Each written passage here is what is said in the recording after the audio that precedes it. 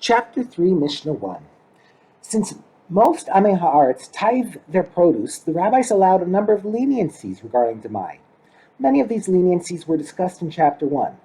This chapter begins with a discussion of a leniency of Demai relating to people who are in need. We now turn to the words of the Mishnah. We may feed poor people Demai, and we may feed traveling soldiers Demai.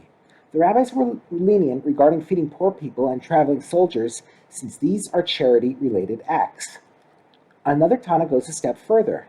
Rabban Gamliel would feed his poor workers Demai.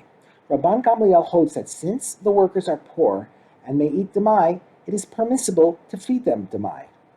The Mishnah's leniency permitting poor people to eat Demai applies only to small amounts of food, such as a single meal given to poor people who beg at the door.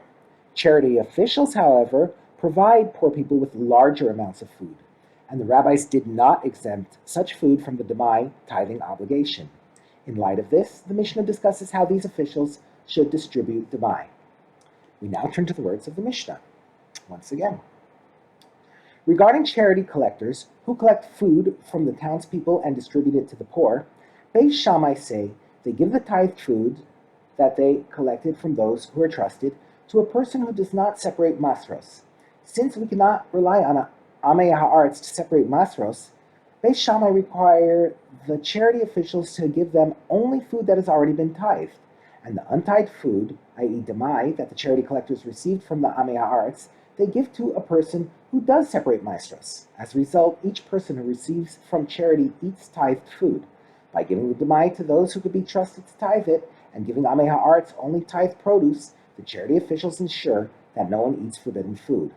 According to Beis Shammai, in order to ensure that Amei Haaretz do not receive Demai, the charity collectors must keep the donations they receive from Amei Haaretz separate from those received from people who are trusted to tithe.